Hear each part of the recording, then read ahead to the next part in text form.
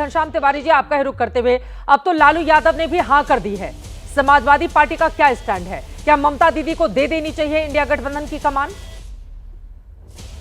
चित्रा जी नमस्कार आपको, दर्शकों और को पैनलिस्ट को। 3 बातें हैं। पहले तो मैं बहुत ही दुख के साथ अपनी बात प्रस्तुत करना चाहता हूं कि ब्रजभूषण शरण सिंह, राम रहीम, दीदी ओ दीदी जैसे ओछी बातें करने वाले लोगों के बाद गिरिराज सिंह जैसा मंत्री आपके चैनल पे कह रहा है कि पहले इनके आंचल में खेले, अब उनके आंचल में खेलेंगे।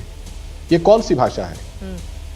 मुझे लगता है कि भारतीय जनता पार्टी का जो महिला विरोधी चरित्र है, चाहे वो ब्रजभूषण शरण सिंह के रूप में दिखाई देता हो या उनके अन्य नेताओं के रूप में दिखाई देता हो, वो बहुत विभत्स है। ये बहुत दुखद है कि एक सीनियर केंद्रीय मंत्री इस तरह की जुबान कह रहा है कि कोई किसी के आंचल में खेलेगा। हम में से कोई भी व्यक्ति, चाहे वो किसी भी पार्टी को सपोर्ट करता हो, आपका कोई भी दर्शक जो किसी भी पार्टी को सपोर्ट करता हो, इस तरह के दुष्ट बयान को का समर्थन नहीं कर सकता। पहली बात।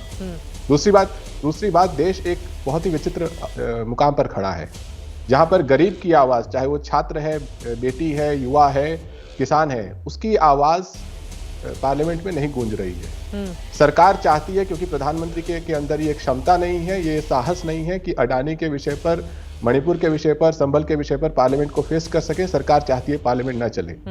ऐसे में इंडिया गठबंधन के पास एक बहुत ही बड़ी चुनौती है कि कौन सा नेतृत्व होगा जो प्रधानमंत्री को उनके इस असाहस में, मैं कायरता नहीं कहूंगा, इस असाहस में भी विवश करे कि वो देश के मुद्दों पर बातचीत करें। संसद हमारे देश की सबसे बड़ी पंचायत है, और ऐसे में अगर ये चर्चा मीडिया के माध्यम से, अन्य पार्टियों के माध्यम से, लालू जी जैसे बड़े नेता के माध्यम से आ रही है, तो ये चर्चा इंडिया गठबंधन में उपयुक्त समय पर, जब गठबंधन के दलों की बैठक होगी, उस समय साझा की जाएगी। और हम वो नेतृत्व चुनेंगे जो देश में अडानी के हिसाब से संसद नहीं चलेगी, देश के गरीबों के हिसाब से संसद चलेगी, देश के युवाओं के हिसाब से संसद चलेगी। और इस तरह के दुष्ट बयान देने वाले लोग जो कह रहे हैं कि कोई किसी महिला के आंचल में खेला, फिर महिला को लेकर एक बयान बिहार से भी सामने आया है, मैं उस पर आऊंगी, लेकिन मेन मुद्दे पर रह लेते हैं। वरुण पुरोहित जी, सीधे आपके पास आते हुए, मैं लौट रही हूँ। महिला के संदर्भ में एक बयान यहाँ से भी सामने आया है, बिहार से भी, उस पर भी मैं आऊंगी। लेकिन वरुण पुरोहित जी, राजनीतिक तौर पर राहुल गांधी फेल हो रहे हैं, इंडिया गठबंधन में इस तरह का परसेप्शन बन रहा है, और इसी वजह से इस तरह के बयान कि राहुल से कमान लेकर ममता बनर्जी को सौंप देनी चाहिए। चित्रा जी, देश में लोकतांत्रिक राजनीतिक व्यवस्था है और राजनीति समय काल परिस्थिति के अनुसार चलती। राहुल गांधी के खिलाफ ना तो कोई अविश्वास प्रस्ताव है, ना कोई उनके खिलाफ है। राहुल गांधी नेतृत्व भी नहीं दे रहे थे। इंडिया अलायंस लोकसभा चुनाव के लिए बना था। स्टेट्स में आपने देखा होगा, जहां स्टेट्स की जो परिस्थितियां थी उस हिसाब से अलायंस हुआ नहीं हुआ पार्टियों से। तो ये बार बार एक नैरेटिव, भारतीय जनता पार्टी जो मोदी सरकार है, वो अपने असली मुद्दों से भागने के लिए और पूंजीवाद को भारत की जड़ों में फंसाने के लिए देश की जनता दीदी खुद ही बोलती हैं कि नेतृत्व हमें दिया जाए। लालू प्रसाद यादव कहते हैं कांग्रेस के विरोध से कुछ नहीं होगा, ममता बनर्जी को सौंप देनी चाहिए। तो इसमें बीजेपी कहां से आ गई वरुण पुरोहित जी? ये तो आपके अपने सहयोगी हैं जो इस तरह का बयान दे रहे हैं।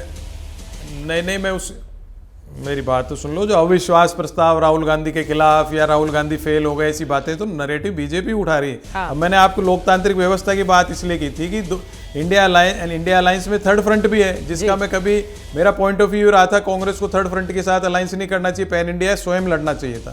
अलग अलग, क्योंकि डेमोक्रेसी होती है, सबके अलग अलग व्यूज होते हैं। अब आज की परिस्थिति में अगर थर्ड फ्रंट की जो रीजनल पार्टीज है, उनको ऐसा लग रहा है कि वो एक होकर के एक फ्रंट और तैयार करें या कांग्रेस के साथ रहना चाहे, नहीं रहना चाहे, तो डेमोक्रेसी है। कांग्रेस पार्टी तो पैन इंडिया आज भी सबसे बड़ी पार्टी है। सीटें चाहे कब 100 सीटें आए, चाहे 150 सीटें आए, कांग्रेस तो हमेशा से सबके दिल में, आत्मा में व्याप्त है। आज भारतीय जनता पार्टी भी आदि कांग्रेस ही है। तो ये करना बार बार गांधी जैसे, क्योंकि इंदिरा गांधी का अक्स आ गया पार्लियामेंट में, जब आत्मा में व्याप्त है कांग्रेस पार्टी, तो सहयोगी दल क्यों नेतृत्व पर सवाल खड़े कर रहे हैं? इस बात को आपको समझना होगा ना वरुण पुरोहित जी। अभी एक मैप मैं दिखाऊंगी अपने दर्शकों को, जिसके जरिए दर्शक ये समझ पाएंगे कि अगर सहयोगी दलों की ओर से लगातार इस तरह की मांग बुलंद की जा रही है तो उसके पीछे की वजह क्या है। राजीव रंजन जी हमारे साथ, वरिष्ठ नेता जेडीयू के जुड़े हुए हैं। जल्दी से एक टिप्पणी ले लेती हूं। राजीव रंजन जी, अगर ममता बनर्जी कमान स्वीकार कर लेती हैं, फिर तो एनडीए की ही मुश्किलें बढ़ेंगी ना। और देखिए यहां पर हम मैप दिखा रहे हैं, इसको फुल फ्रेम अगर एक बार आप दिखा पाए। देखिए कांग्रेस पार्टी कहां पर खड़ी हुई है, कर्नाटका, तेलंगाना और हिमाचल प्रदेश। जहां पर सीधी लड़ाई यहां पर हुई थी, और खासतौर से तेलंगाना को छोड़ दें क्योंकि वहां पर सीधी लड़ाई बीआरएस के साथ थी, तो कर्नाटका और हिमाचल प्रदेश को लेकर भारतीय जनता पार्टी को सिर्फ यहां पर मात देने में कांग्रेस पार्टी कामयाब रही। दूसरी जगहों पर इंडिया गठबंधन देखिए, पंजाब हो, दिल्ली हो, जम्मू कश्मीर, पश्चिम बंगाल, तमिलनाडु, केरल, झारखंड, यहां पर झारखंड और तमिलनाडु जहां पर वो सरकार में शामिल है, बाकी जगह केरल में आमने सामने की लड़ाई लड़ती है कांग्रेस, पंजाब में आम आदमी पार्टी कांग्रेस आमने सामने की लड़ाई लड़ते हैं, दिल्ली में मोदी को हराने के लिए गठबंधन बना था, लेकिन विधानसभा का चुनाव आते आते आम आदमी पार्टी ने कहा कांग्रेस अकेले जाए, हम तो अकेले जाएंगे भैया। जम्मू कश्मीर में सरकार में वो शामिल नहीं है, पश्चिम बंगाल में दीदी कांग्रेस को भाव ही नहीं देती हैं। हम सब ने देखा था किस तरह से विधानसभा का चुनाव हो, लोकसभा का चुनाव हो, दीदी अकेले जाती हैं और कांग्रेस पार्टी को आंखें दिखाती हैं। और तमिलनाडु में वो डीएमके के साथ वहां पर आपको बताते चले सरकार में शामिल है, केरला में लेफ्ट दलों की सरकार है। मेरा ये सवाल है राजीव रंजन जी, अगर ममता बनर्जी स्वीकार कर लेती हैं इंडिया गठबंधन का नेतृत्व, फिर तो मुश्किलें आप लोगों की ही बढ़ेंगी।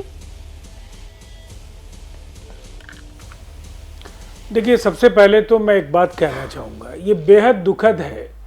लोकतंत्र को सशक्त बनाए जाने के लिए विपक्ष का भी मजबूत होना बेहद आवश्यक होता है, लेकिन ये सर्कस में ये गठबंधन तब्दील हो गया है। अजीबोगरीब हरकतें गठबंधन के साथियों की ओर से आए दिन आपको दिखेंगी। और ये गठबंधन दरअसल है कहाँ? आपने तो काफ़ी तफसील के साथ राज्यवार पूरा ब्यौरा दे दिया है कि किन राज्यों में ये एक दूसरे के साथ लड़े, किन राज्यों में एक दूसरे के खिलाफ लड़े। एक अलायंस का अर्थ क्या होता है? आप सीटों का तालमेल करते हैं, मुद्दों पर आपकी सहमति होती है, कम से कम न्यूनतम सहमति के जो विषय हैं उसको आप तय करते हैं, आपका कोई नेतृत्व करता होता है।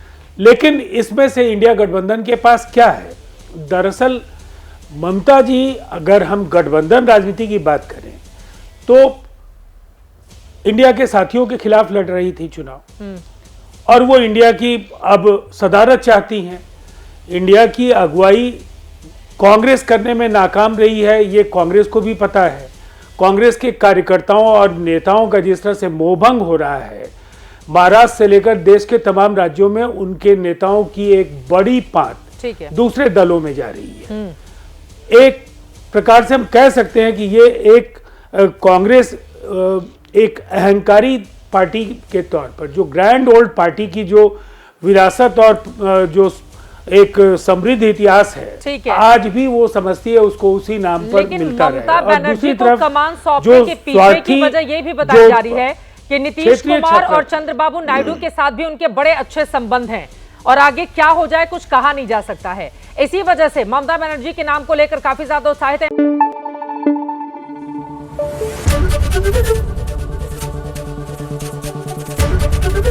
एबीपी न्यूज आपको रखे आगे।